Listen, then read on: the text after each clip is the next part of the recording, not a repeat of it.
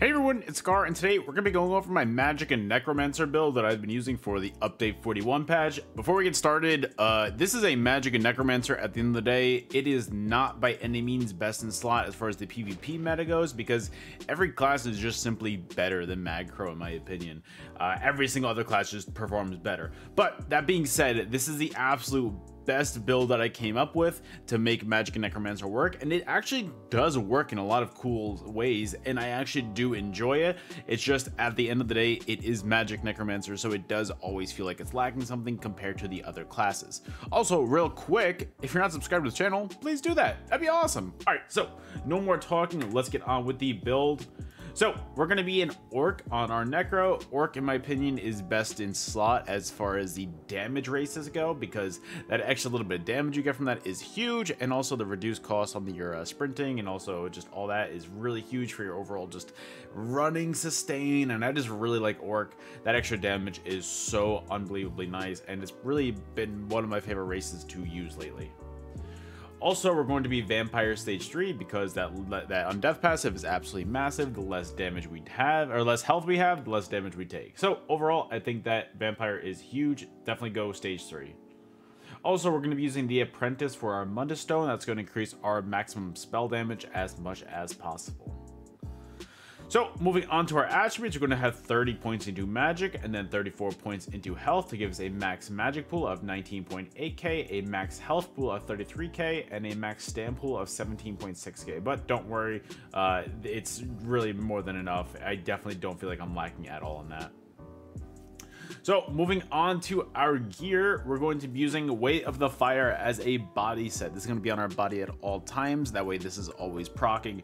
And know what you guys are thinking. Way of the Fire, wow, so original. But I mean, I had to make Necromancer work somehow. This, like, I needed some carries on this class. Like, come on, cut me some slack. So we're using Helm of the Fire, heavy reinforced. This is going to give us a line of weapon spell damage, a line of max stamina, a line of crit chance, and also when you deal damage with a weapon, you're going to also deal an additional 3,328 flame damage, and that can occur once every 2 seconds. So that is awesome because of that.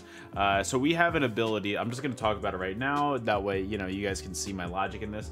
We have Destructive Reach on this, which is a weapon ability that leaves a dot, leaves some damage over time. So because of the conditions of Way of the Fire that says when you deal damage with a weapon, also the dot damage on a weapon ability also counts. So every 2 seconds, if you have this ability out on somebody, Way of the Fire is going to be proccing. So that's why we're using it, is because that damage is absolutely nuts, because that's just proccing every 2 seconds in a fight, and that pressure is insane. It's really good, and it's one of the reasons why it's been in the meta for so long. So moving on, we're going to be using a medium Impen Balorg Shoulders. We just had one extra slot in this build, and this is going to increase our overall weapon spell damage. Also, heavy Way of the Fire reinforced chest piece. We're also using medium impenetrable Wretched Vitality hands. Wretched Vitality is going to be our back bar set. Basically, this is just going to give us a bunch of extra recovery on this build. That way we are not really struggling for resources. It's going to give us a line of magic recovery, stem recovery, weapon and spell damage, and while in combat, applying a major buff or debuff to a target is going to grant you 260 magic and stem recovery for 15 seconds. Same thing with a minor buff or debuff. It's going to give you 130 magic and stem recovery. So what that means is, I'm just going to show you guys real quick. Race Against Time is going to be on our back bar. That's going to give us major expedition and also minor force. So that's going to proc both conditions of Wretched Vitality. So if you just have that active at least once every 15 seconds, your Wretched Vitality is going to be up at all times, and your recovery is going to be through the roof. We're also using the light Wretched Vitality waist piece in Impen as well. And then also heavy Legs of the Fire reinforced. And then also medium well-fitted Wretched Vitality boots. For our mythic on this build, I wanted to try something slightly different. I felt like the critical chance was extremely low on this build, so I was like, you know what, let's try Magicka, because, you know, having that extra 60% increase to our damage done, but unfortunately decreases our critical damage done by 50%, you know, that kind of sucks, the critical damage part, but we don't really have much critical damage on this build. Our critical percent is 15.4, which is genuinely nothing in the grand scheme of things. So I wanted to try Malakath, and I really liked it. It was my favorite mythic that I tried on this build. I tried Death Dealers, I tried Markin, I tried a whole handful of different sets, and honestly, I think Malakath was the best way to go, and we're using that infused with a weapon and spell damage enchantment on it. I just felt like that increased our overall damage, and it just felt really, really nice overall. So moving on to our other jewelry, we're going to be using Ring of the Fire infused with a weapon and spell damage enchantment on it, and also a Necklace of the Fire infused with a weapon and spell damage enchantment on it. Then our front bar set is going to be a Master's Perfected Lightning Staff charged with a poison damage enchantment on it. So what that does is the Perfected line gives you an extra 103 weapon and spell damage, which I will take any extra damage we can get. But the actual two-piece is reduces the cost of destructive touch by 10% and also increases your weapon and spell damage by 600 for 4 seconds after activating it. So basically, you're just getting a lot more extra weapon and spell damage by using that, and it's a little bit cheaper. So just also think about this. Wave the Fire is also proccing off of your higher weapon and spell damage, and we don't even have our major brutality or sorcery buff up yet. And then also we don't have that extra 600 weapon and spell damage from destructive reach. And we're not even on our front bar either. So let's switch to our front bar and then look at this again. Oh no, I'm using the wrong buttons. So just by switching to our front bar, that tooltip goes up by like 300 or something like that. So that's absolutely massive. And that will just make your fire tick for a lot higher. And overall, it's just going to increase your overall damage by having Master's Perfected Lightning Staff. It's definitely one of my favorite things to use on Necromancer right now. So moving on to our back bar set, we're going to be using Sword of Wretched Vitality. We're just going to be using Sword and Shield, Wretched Vitality. Our sword is going to be defending with a shock damage enchantment on it, and our shield is going to be sturdy with a max magic enchantment on it. So moving on to our champion points, let's go through here because it's easier. Our blue slottables are going to be Focused Mending, Untamed Aggression, Master at Arms, Biting Aura. Our red slottables are going to be Survival Instincts, Sustained by Suffering, Pain's Refuge, and Fortified. And then our green tree, I'm colorblind. It's going to be Breakfall. Make sure that it's in at all times. That's not a slottable, but that is probably the most important thing in this entire tree. Rationer, and Liquid Efficiency.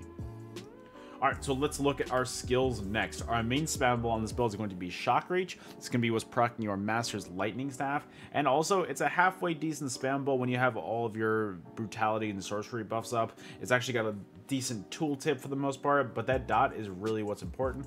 Also, enemies hit with the initial effect are going to be hit with the Concussion status effect, so always try to stack your status effects on your enemies. That is huge. Also, Degeneration, this is going to be your source of major brutality and sorcery, so it's going to increase your weapon and spell damage by 20% for 24 seconds. Also, it's going to leave a little bit of a dot on your enemies for 24 seconds as well. And honestly, MagCro has some decent dot pressure in its passives. I just wish I had more built-in dot pressure as far as its class kit goes. But Degeneration, that is a dot at the end of the day, so definitely make sure you're using this one. Well, I mean, you have to. There's really no other. Necro literally has no other sources of major brutality and sorcery, so you kind of have to use that. Okay, I also have Mortal Coil on this build. This is a nice little heal that you can put on a corpse near you, and it'll just kind of keep you pretty healthy. It's a great heal to have. Also, while slotted, your healing done is increased by 3%, so that's huge as well. Also, you restore a little bit of magic and stamina every 2 seconds as well, so it's great for your overall healing, it's great for your sustain, and overall, it's just a great skill to have on your bar. Also, Blighted Blast Bows, we're using the Stam Morph of this because the Magic Morph really doesn't do much anymore. It helps your other abilities, but you kind of don't have enough burst potential to kill anybody because of that. So we're using the Stand Morph, and honestly, it's really nice. Unbuffed, we have a 15.2k tooltip on this, and this has disease damage too, and it's going to be giving Major Defile on them. So it's going to be reducing their healing taken and healing received for by 12%. So that's an insane amount of extra damage you can put on them because they can't really heal on top of that. So it's just great. Please make sure you're always using your Bladed Blast ones. It takes about 2 to 3, maybe 4 seconds for it to go off fully, but make sure it's always out. Make sure you're always using it on your enemies. It's a huge source of damage and it's definitely worth it. And then we got Ellie Susceptibility. This is going to be your source of Major Breach. So it's going to reduce your enemy's physical and spell resistance by 6k. And then also every 7.5 seconds, the enemies are going to be afflicted with the Burning, Chilled, and Concussion status effects. So you're just going to be proccing status effects on them for days because of this. And on top of that, you just have major breach on them, so it's going to make them a lot squishier.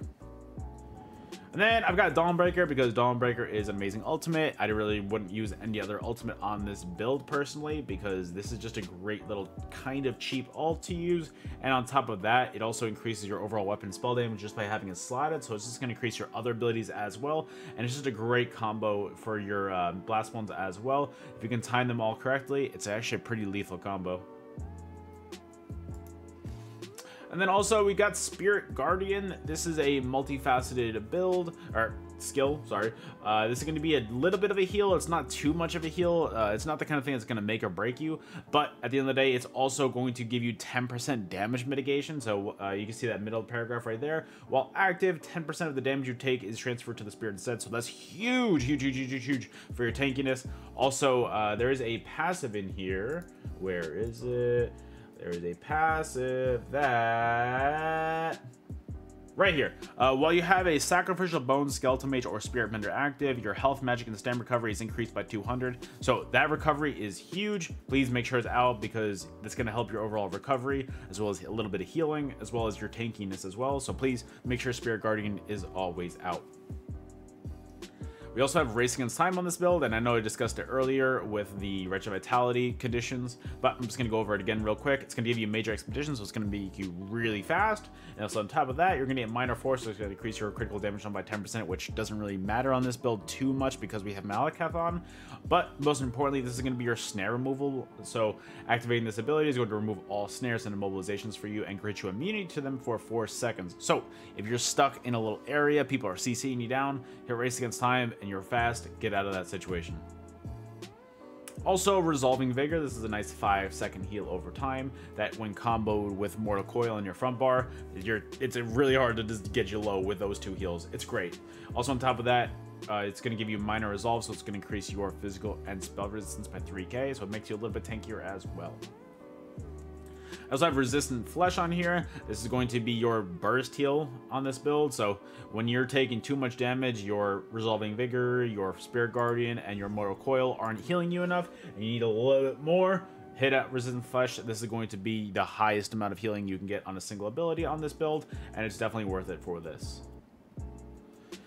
Also, Summoner's Armor. This is going to be your source of major resolve, so it's going to increase your physical and spell resistance by 6k for 20 seconds. Also, while active, it's going to reduce the cost of Blast Bones and Spirit Mender by 15%, so it makes your other abilities a little bit cheaper, so it's great as well.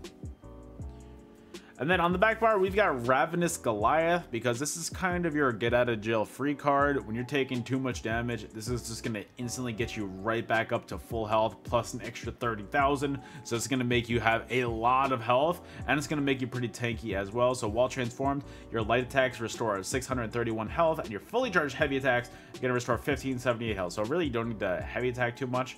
Also, you're going to be dealing almost 2k magic damage to nearby enemies every second, and heal for that amount as well. So basically, this makes you super tanky. This is a great way to kind of regroup as well. Alright, so that is the entire build. I hope that you guys enjoyed. At the end of the day, this is a Necromancer build, and I tried to do the best that I possibly could with it. I hope that it lives up to your guys' standards. It lives up to mine. I really do like the build a lot, so I hope that you guys enjoy too. A few last announcements real quick before we get onto the footage with this build. If you're not subscribed to the channel, please do so. That would help me tremendously. I can't really stress that enough. Also, if you are subscribed already, please just hit that like button. That's all I really ask of you guys. If you want to like the video, if you want to comment at all, that's cool too. But honestly, if you just want to click that like button, that's really what I care about a lot. Also, guys, we have a website where we have all these builds posted. So if you want to see these all these builds like this, I post them mostly on my website. So come on, stop by. The link to that will be in the description. We've got a huge expansion coming at the end of April for that website, and I'm very excited to show you guys. We haven't announced what it is quite yet, but damn, guys, I am excited, and I really think that you guys will be too. Alright guys, so that is it from me. Thank you so much for watching. I will catch you on the next video. Thank you so much for being here. I will see you guys later.